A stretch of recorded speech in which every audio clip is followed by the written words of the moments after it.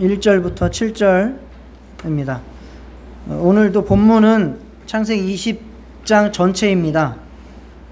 그렇지만 너무 길어서 1절부터 7절까지만 읽습니다. 교독하겠습니다.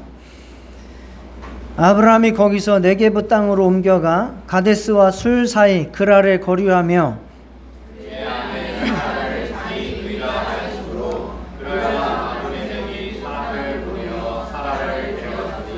그 밤에 하나님이 아비멜렉에게 현몽하시고 그에게 이르시되 내가 데려간 이 여인으로 말미암아 내가 죽으리니 그는 남편이 있는 여자임이라. 아비멜렉이 그 여인을 가까이 하지 아니하였으므로 그가 대답하되 주여 주께서 의로운 백성도 멸하시나이까. 그가 나에게 이는 내 누이라고 하지 아니하였나이까. 그 여인도 그는 내 오라비라 하였사오니 나는 온전한 마음과 깨끗한 손으로 이렇게 하였나이다. 하나님이 꿈에 또 그에게 이르시되 내가 온전한 마음으로 이렇게 한 줄을 나도 알았으므로 너를 막아 내게 범죄하지 아니하게 하였나니 여인에게 가까이 하지 못하게 함이 이 때문이니라. 이제 그 사람의 아내를 돌려보내라. 그는 선지자라. 그가 너를 위하여 기도하리니 내가 살려니와 내가 돌려보내지 아니하면 너와 내게 속한 자가 다 반드시 죽을 줄 알지니라. 아멘. 지난주에는 우리가 창세기 19장을 살펴봤습니다. 소돔성의 심판과 롯의 구원을 우리가 살펴봤습니다. 그것을 보면서 우리는 그 롯이 망할 성으로 자기가 선택해서 들어갔다는 것을 보았습니다. 그래서 우리는 이 망하는 세상에서 빨리 벗어날 수 있도록 또 선택을 잘 해야 된다라는 말씀과 또 롯이 구원을 받은 것은 그의 의 때문이 아니라 정말 하나님의 은혜이고 또한 아브라함의 긍휼의 기도 때문인 것을 우리가 살펴보았고, 마지막으로 또 롯의 아내가 구원의 길을 가다가 뒤를 돌아보아서 소금 기둥이 되어서 온전히 구원받지 못하고 사망하는 사건이 있었습니다. 그래서 우리는 타협하지 않는 정말 더 빨리 더 멀리 하나님께로 달려가자는 말씀을 나눴습니다. 오늘은 이어서 창세기 20장 말씀입니다. 오늘은 아브라함의 아주 치명적인 실수가 나옵니다. 우리는 그 실수를 우리도 할 수 있다는 것을 알기 때문에 또 아브라함의 실수를 통해서 우리는 또 배울 것이 있을 것이고, 또 그러한 실수 가운데서도 하나님께서는 그를 다시 회복시키셔서 하나님의 뜻을 이루어가는 자로 세워주시는 것을 보게 됩니다. 또한 우리도 참으로 하나님의 은혜 가운데에 다시 서서 하나님의 뜻을 이루어가야 됨을 오늘 본문을 통해서 살펴볼 수 있습니다. 하나님께서는 자신의 뜻을 실패하지 않고 이루어 가십니다. 그래서 우리도 그 실패하지 않는 하나님의 뜻에 함께 동참할 수 있기를 축원합니다. 세 가지의 정리를 통해서 말씀을 나누겠습니다. 첫째는 실수와 약점을 극복하자라는 내용. 둘째는 말씀을 잉태하고 출산해서 함께 하나님의 뜻에 동참하자라는 말씀. 세 번째는 세상을 축복하는 믿음의 선지자, 기도의 권위자로 서자라는 말씀 나누겠습니다. 첫째, 실수와 약점을 극복하자입니다. 오늘 보면 아브라함이 어떤 이유가 있어서 남쪽 그랄 땅으로 옮겨가게 됩니다. 보통 브엘세바에서 주로 이제 거했었는데 남쪽 그랄 땅으로 옮겨갔다고 나옵니다. 왜 옮겨갔는지는 여러 가지 의견 제시가 있지만 정확하지는 않습니다. 대체적으로 이유는 아마 이제 목축을 하기 때문에 그 풀의 사정에 따라서, 기후의 사정에 따라서 오르락내리락 했을 가능성이 크고, 또 롯의 심판을 보고 심경에 어떤 변화가 있어서 옮겼을 수도 있다라는 추정을 할 뿐입니다. 어쨌든 그랄 땅으로 내려갔는데 그 당시에 그 그랄 땅에 절대 권력을 휘두르던 아비멜렉이라고 하는 권력자가 있었습니다. 그래서 아브라함은 그 권력자와 맞닥뜨렸을 때에 자기의 목숨이 위태할 수도 있다라는 생각을 해서 자기 아내인 사라를 나의 여동생이다라고 속이는 그 파렴치한 믿음의 조상으로서는 전혀 합당하지 못한 부끄러운 그러한 거짓말을 하게 됩니다. 따라서 이 아비멜렉이라고 하는 왕은 사라를 전혀 양심의 가책이 없이 아브라함의 아내가 아니니까 자기 궁으로 데려와서 이제 하룻밤을 같이 보내려고 하는 그러한 마음을 먹고 실행을 하게 됩니다. 이것에 있어서도 여러 가지 해석이 있습니다. 아니, 나이 90 먹은 할머니를 뭐가 예쁘고 아름다워서 왕이 데려갔을까? 늘 궁금하지 않으십니까? 이것에 대해서도 크게 두 가지의 의견 제시가 있습니다. 첫째는 이게 단순한 성적인 문제, 권력의 문제이기보다 이게 부족 대 부족으로서의 동맹관계라는 거죠. 동맹관계를 맺을 때 옛날에는 주로 무엇을 했습니까? 정략결혼을 했습니다. 정략결혼. 그렇기 때문에 아브라함이 약자일 가능성이 크고, 그럼에 따라서 내가 살기 위해서는 내게 있는 어떤 여자를 자기 딸이라도 공주로 아니면 왕비로 보내는 거죠. 그러니까 여동생이니까 그가 늙었든지 어땠든지 간에 전략적으로 제휴를 맺기 위해서 보낸 거다라고 해석을 하는 게 가장 합리적이고, 또 하나는 아마 하나님께서 사라에게 임신을 시켜야 되기 때문에 회춘을 시키셨을 것이다. 그래서 얼굴도 몇십 년 전으로 다시 회춘을 시키셨을 가능성이 있다라는 해석도 이제 있습니다. 그 해석은 성경에 나오지 않기 때문에 여러분들이 그냥 편안한 대로 알아서 상상의 나래를 펴시면 되겠습니다. 자, 어쨌든지 간에 그렇게 됐어요, 일이. 이거는 아브라함에게 있어서 굉장히 부끄러운 짓입니다. 그러나 더 부끄러운 것은 이게 25년 전에도 똑같은 사건이 있었다는 거예요. 나라만 바뀌었을 뿐이지,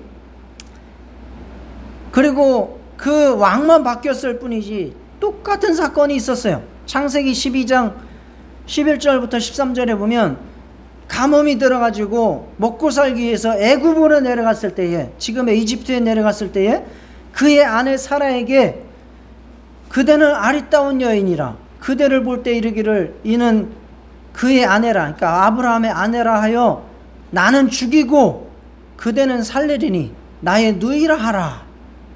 이렇게 그때도 똑같이 짜고 거짓말을 한 적이 있습니다. 이 상습범인 거죠. 상습범.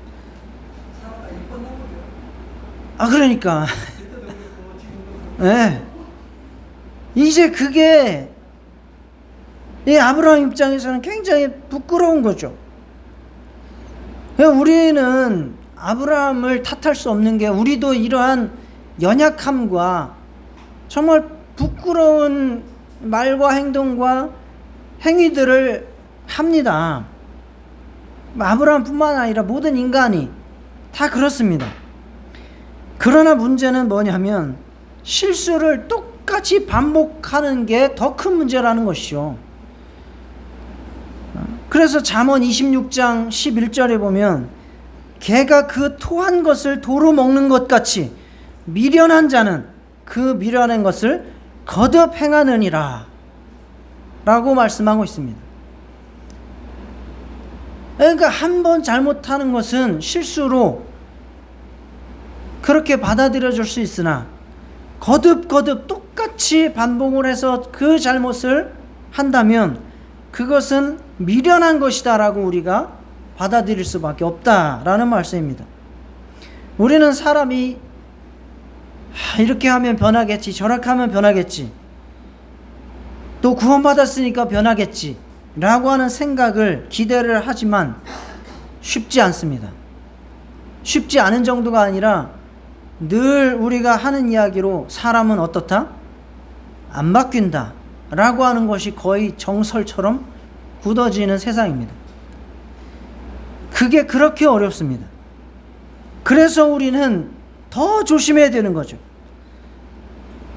다른 사람이 안 바뀌는 것처럼 나도 안 바뀌었다는 사실을 인정하시기 바랍니다. 우리는 다른 사람만 보고 이야기하면 사람은 안 바뀌어. 사람은 안 바뀌어. 그렇지만 다른 사람들이 나를 볼 때도 똑같이 그렇게 말하는 거예요. 사람은 안 바뀌어. 그러면 누가 조심해야 됩니까? 내가 나를 조심하는 수밖에 없는 거예요. 그것이 똑같은 나의 습성과 기질과 약점과 실수와 죄가 반복되지 않도록 내가 나를 조심시키는 수밖에 없는 겁니다. 그래서 우리는 일평생 조심하고 또 기도하고 또 하나님을 의지하면서 회개하면서 나의 마음을 다스려 가야 할 뿐입니다.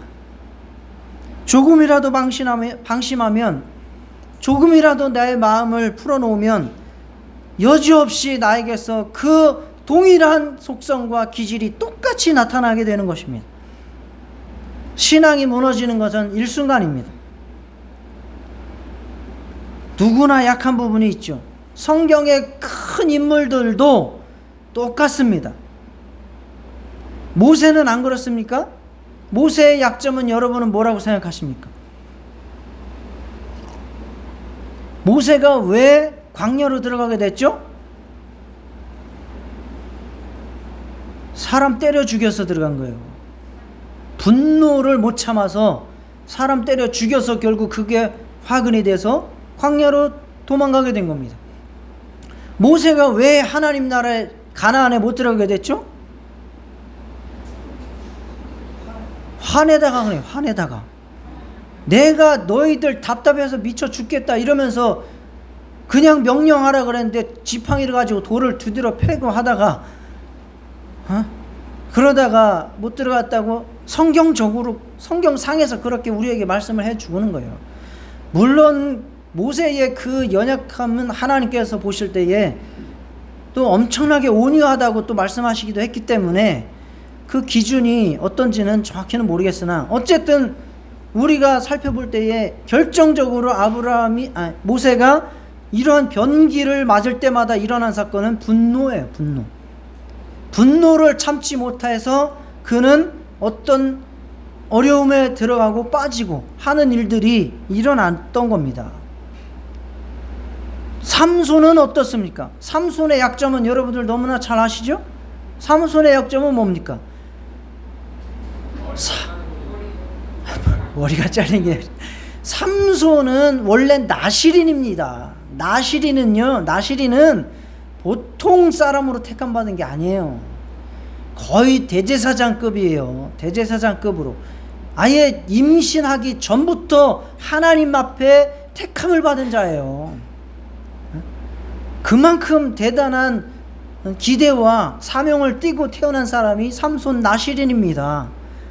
그런데 그가 왜 그렇게 어려움에 빠지고 힘들게 살았습니까? 여자 때문에. 여자. 삼손은 여자 때문에. 여자. 반복해서 계속해서 넘어지고 자빠지고 실패한 이유는 여자 때문에. 한 여자가 아니에요. 삼손 부분 읽어보세요. 한 여자가 아니라 또 이 여자, 또 다른 여자, 계속해서 여자 때문에 넘어지고 자빠지고 쓰러지고 무너지고 실패하고. 자, 성경의 인물들도 이러하거늘 하물며 우리야 어떻겠습니까? 우리야 어떻겠습니까? 우리도 약한 부분이 있죠. 아무리 신앙생활을 오래 했다 할지라도 안 바뀌는 것은 안 바뀝니다.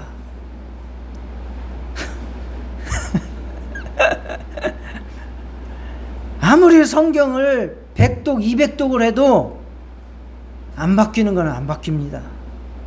정말 하나님의 절대적인 은혜, 정말 전폭적인 은혜가 임하지 않으면 안 되는 건 안 되는 겁니다.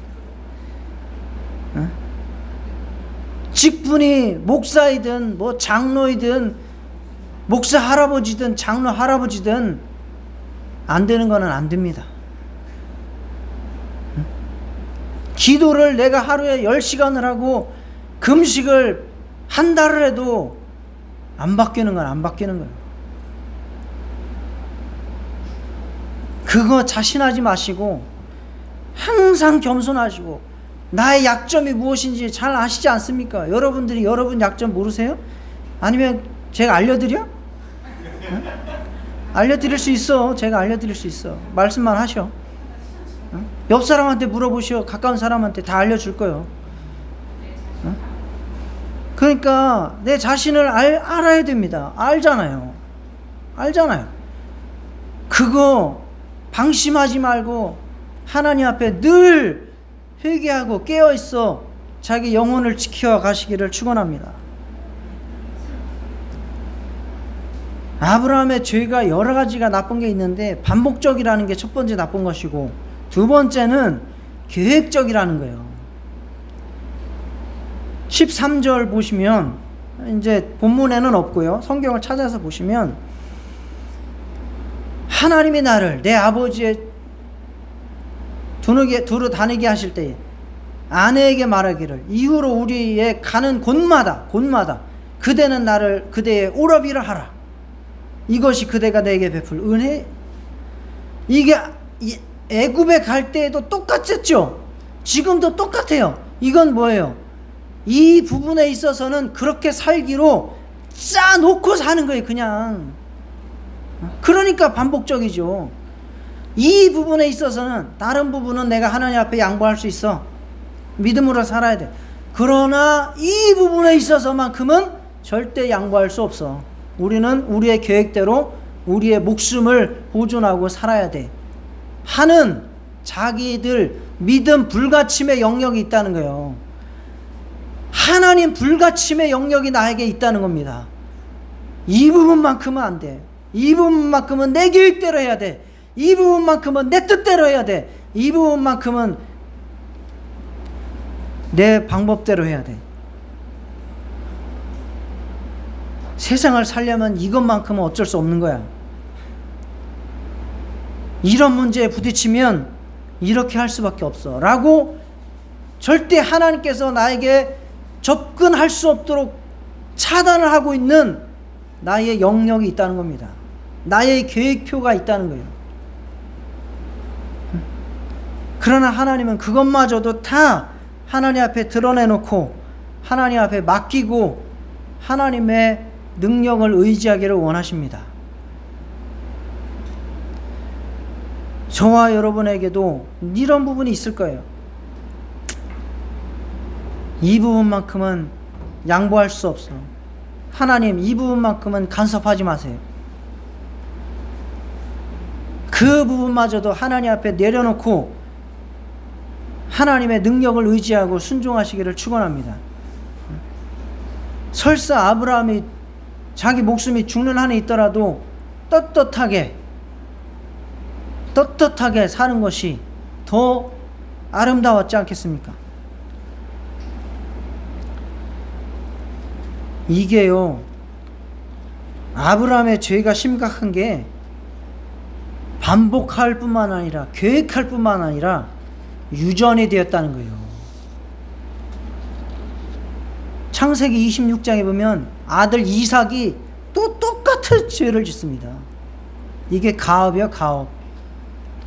이삭이 그랄에 거주하였더니 그곳 사람들이 그의 아내에 대하여 물으매, 이삭이 그랄에 왔어요. 또 그가 말하기를 그는 내 누이라 하였으니, 리브가는 이삭의 아내 아닙니까? 보기에 아리따움으로 그곳 백성이 리브가로 말미암아 자기를 죽일까 하였나. 이름만 바뀌었지 사건이 다를 게 없어요. 똑같아요. 아브라함과 이삭 아버지와 아들이 똑같습니다. 똑같아요.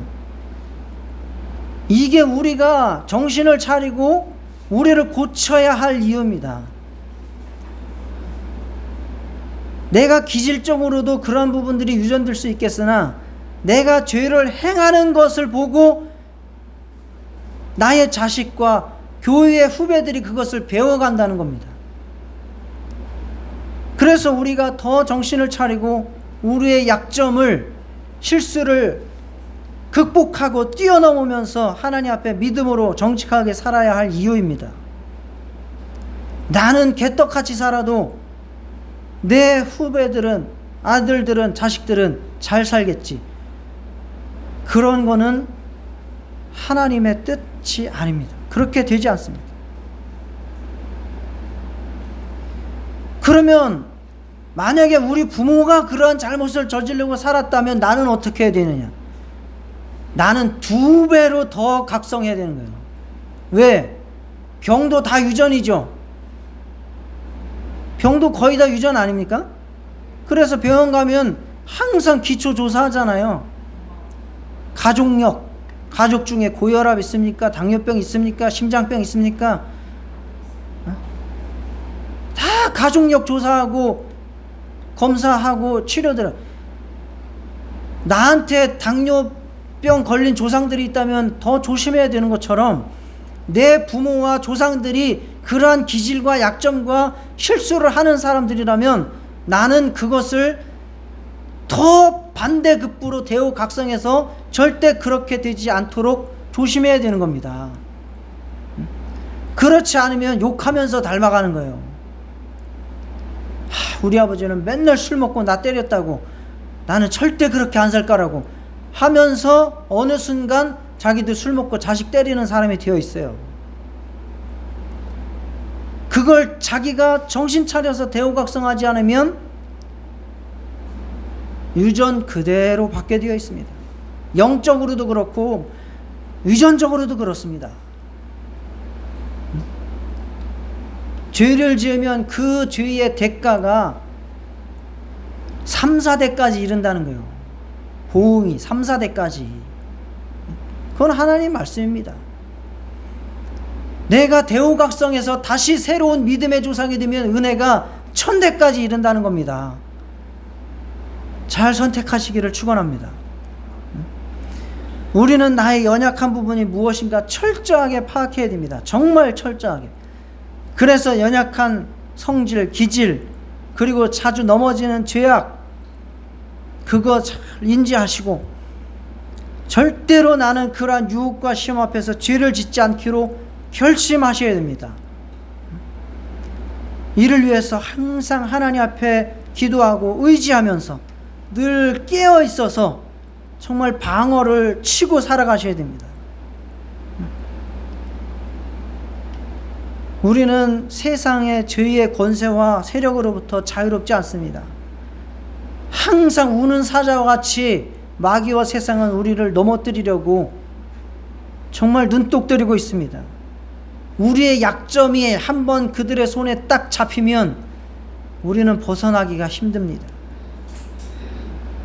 매 순간 하나님의 성령을 의지하고 그 힘으로 승리하실 수 있기를 축원합니다. 성령을 따라 행하라. 그러면 육체의 욕심을 이루지 아니하리라. 내가 지금 이것을 행하고 생각하고 행하는 것이 정말 성령의 생각인지 아니면 내 육체의 욕심인지를 끊임없이 점검하시면서 자기를 보호하고 방어하시기를 축원합니다. 요즘은 운전을 하더라도 방어 운전을 해야 돼요. 그냥 믿고 운전하면 안 돼요.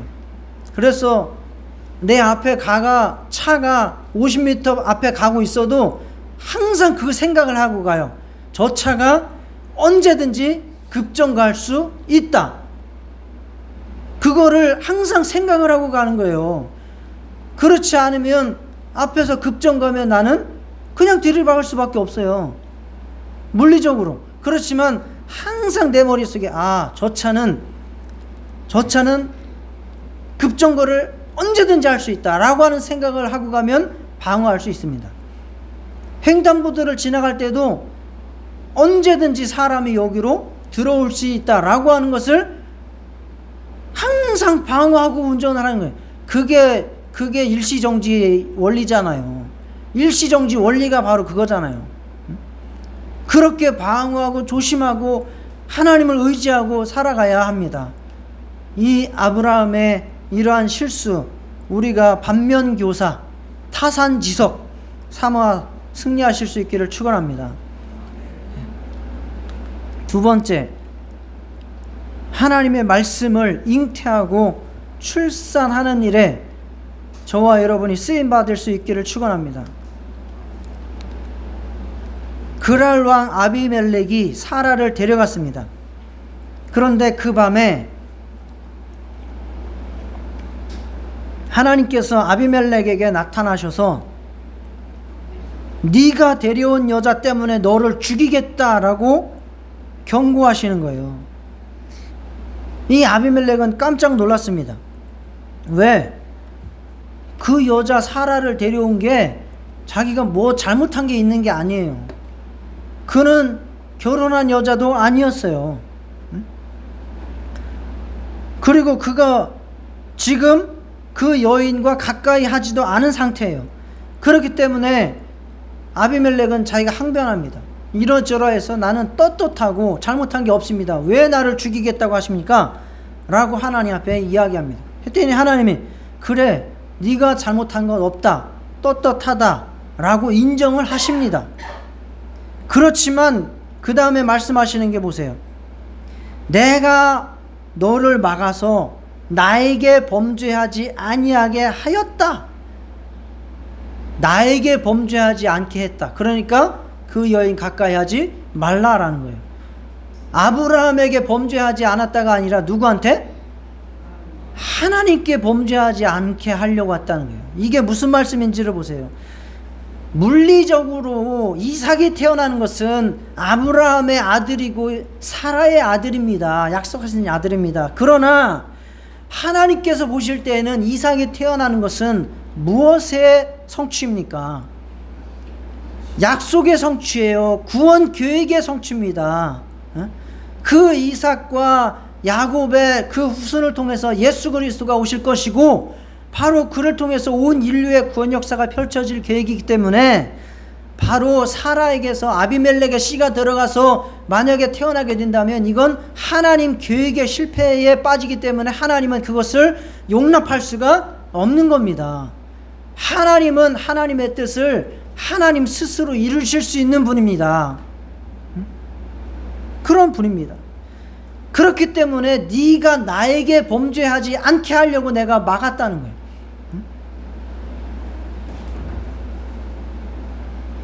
그렇지만 아브라함의 문제는 뭐냐? 그렇게 하나님께서 하나님의 뜻을 이루어 가실 때에 거기에 동참하지 못하게 되는 죄악을 범하게 되는 것이죠. 두려움과 거짓말, 인간적인 방법의 대응으로 그것이 하나님 앞에서 하나님의 뜻을 지연시키고 또 자기 영혼이 무너지는 그러한 실수를 저지르게 되는 것이죠.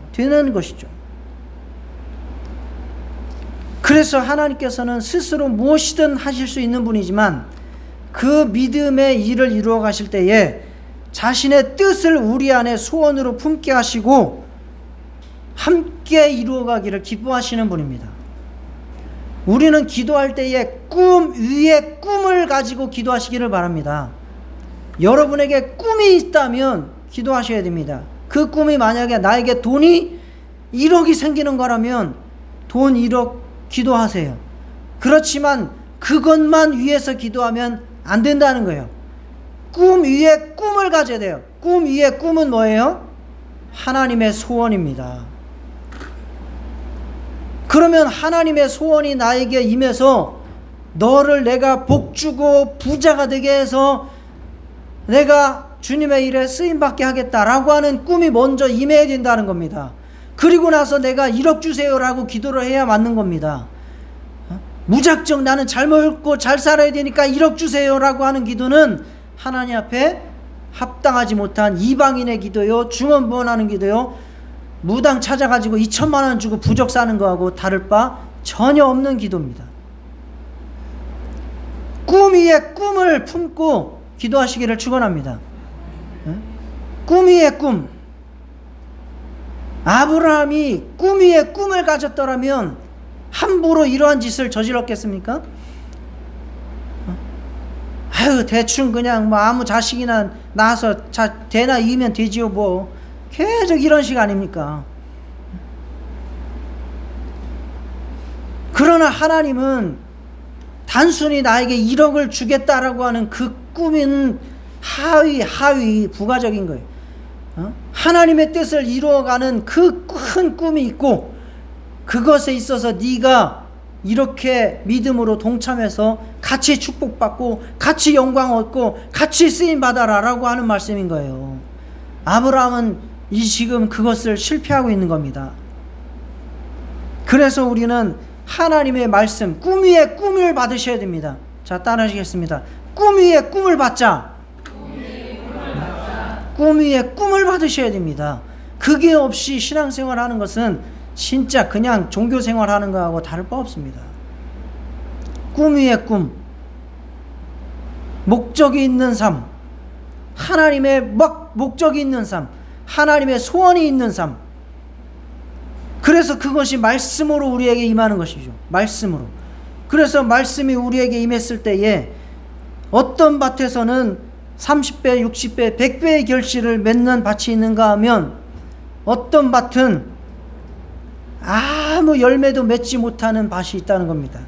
그래서 씨가 뿌려지자마자 새가 와서 쪼아 먹어버리고, 조금 올라오는데 뿌리를 내리지 못해서 말라 죽어버리고, 줄기가 조금 올라오다가 기운이 막혀가지고 가시덤불 때문에 말라 죽어버리고 열매 맺지 못하고.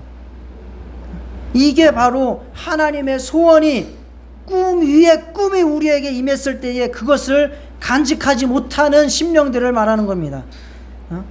그래서 내 안에 마귀가 역사해서 말씀을 아예 빼서 없애버리고, 또 마귀의 역사로 말미암는 환경과 유혹들 때문에 그 꿈 위에 꿈을 다 날려버리고 그냥 육체만을 위해서 살아가는 그러한 인생이 되고 말아버리는 것을 지금 예수님께서 비유로 말씀하신 거죠. 우리는 이 아브라함의 정말 하나님의 뜻을 품지 못하는 이것을 우리는 또 타산지석으로 삼아야 됩니다. 타산지석은 사자성어로 다른 사람의 산에 있는 돌이라는 뜻이에요. 그 돌이라도 내게 유용하게 배움이 될 수 있도록, 도움이 될 수 있도록 갖다 써야 된다는 얘기입니다. 저 사람이 굉장히 못났고 악하고 그래도 그 사람을 보면서 내게 배움이 되어야 된다는 거예요. 아브라함을 보면서 여러분에게 영적인 유익이 있으시기를 축원합니다. 하나님의 말씀을 영혼에 잘 받아서 뿌리내리고 그것을 가꾸어서 정말 하나님의 소원, 하나님의 꿈, 그것을 풍성하게 열매 맺는 하나님의 뜻에 동참하는 그러한 저와 여러분 되시기를 축원합니다. 세 번째, 축복하는 믿음의 선지자로 다시 서야 합니다. 아브라함은 세상 사람 아비멜렉에 불려가서 된통 꾸지람을 닫습니다. 지금 여러분 잘 보세요. 아무리 아브라함 편이라고 해도 지금 이 장면만 봤을 때에 잘못한 사람은 누굽니까? 아브라함이에요. 떳떳한 사람은 누굽니까? 아비멜렉입니다. 지금 억울한 사람은 누굽니까? 사라일 수도 있고 아비멜렉이에요. 아비멜렉은 지금 자기가 잘못한 것 없이 하나님 앞에 호통당하고, 지금 제가 말씀을 안 드렸지만 그 가문의 모든 태가 다 다쳤어요. 그런 저주를 받았다고요. 그러니 얼마나 억울합니까? 그러니까 아브라함을 불러다가 이 사람아, 왜 나한테 거짓말을 해가지고 이 사단을 만들었어? 이제 어떻게 할 거야? 라고 아브라함한테 막 뭐라고 호통을 칩니다. 아비멜렉은 떳떳하고 아브라함은 과대망상에 빠져가지고 거짓말을 했거든요. 바른 대로 말하면 저 사람이 나를 죽일지도 몰라. 이건 망상이지 사실이 아니잖아요. 이루어지지 않은 일이잖아요. 이것이 바로 우리가 오늘 또 깨달아야 될 교훈입니다. 지금 기독교인들이 세상 사람들로부터 많은 호통을 듣고 있습니다. 욕을 먹고 있습니다. 영화나 드라마 같은 데 보면 기독교, 교회, 목사, 장로 이런 사람들은 그냥 조롱의 대상입니다. 여러분들도 드라마나 영화에서 자주 보셨을 거예요. 담임 목사 자식이 성가대실에서 마약하다 걸리고, 이게 드라마에서 실제로 나오는 이야기예요. 그렇게 조롱을 합니다. 몇몇 현실들일지 몰라도 그런 것들이 세상에 부각이 되어서 세상 사람들은 믿는 자들을 가짜 믿음, 헛된 믿음이라고 욕하고 하나님의 영광을 그냥 땅으로 처박히게 만들고 있습니다.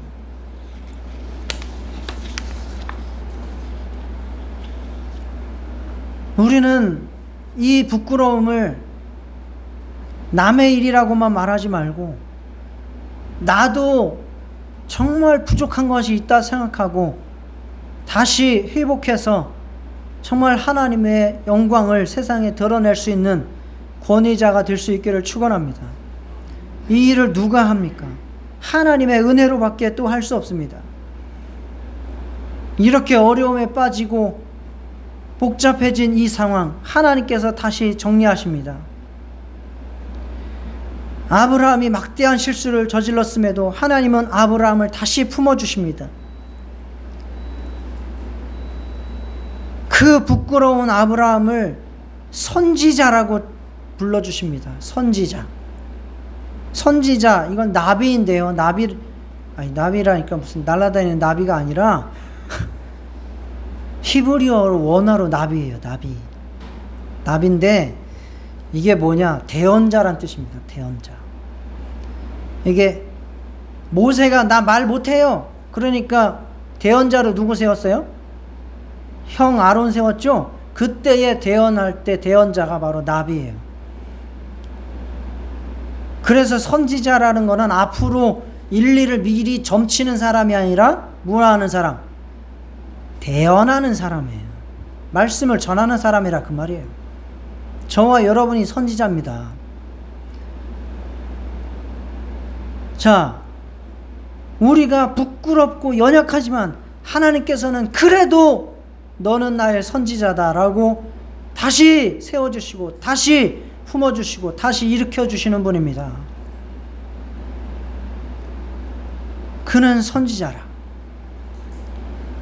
그리고 그를 축복하여 기도할 자로 다시 권위를 세워주시고 높여주십니다.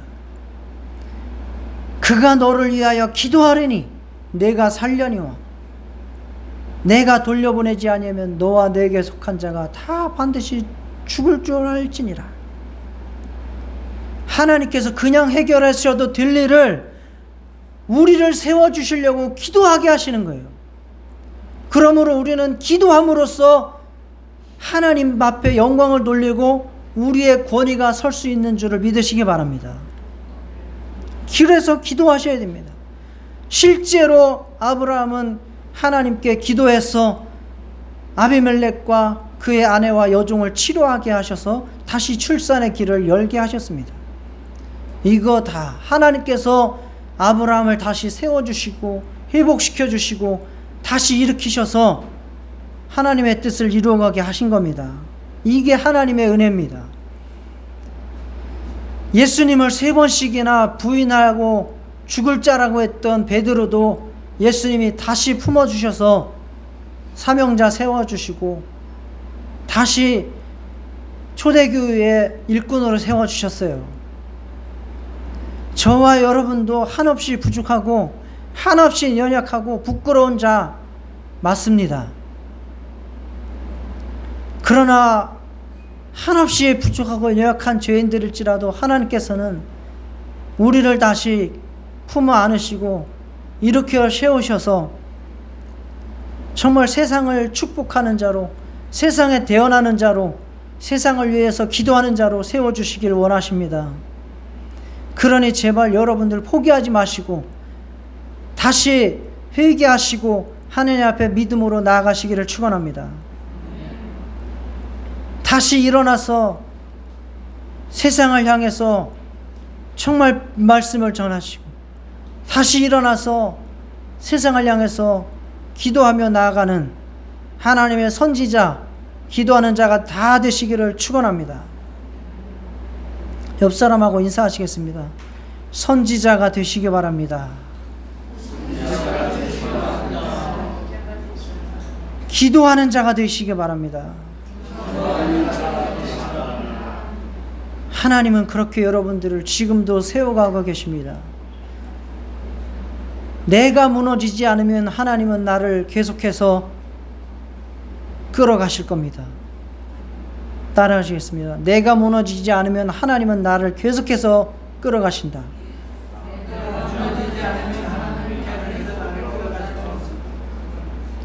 다른 사람을 볼 때에도 그렇게 여겨주시기를 바랍니다. 당신이 무너지지 않으면 하나님께서는 당신을 계속해서 끌어가실 겁니다. 오늘 다시 하나님의 부르심을 기억합시다. 자신의 역점과 실수와 죄악으로 하나님의 뜻이 열매 맺지 못하는 자가 되는 우리 부족한 자들, 그 실수 다시 반복하지 않기 위해서 깨어있고 기도하고 조심하고 경성하시기를 바랍니다. 그리고 다시 하나님께서 우리를 부르신 그 뜻을 쫓아서 꿈 위에 꿈, 하나님의 소원을 받아서 대언자로서 하나님의 뜻을 이루어가는 대리자로서 세상을 축복하는 기도자로서 굳게 서가시기를 축원합니다. 다 같이 기도하시겠습니다. 하나님 아버지, 참으로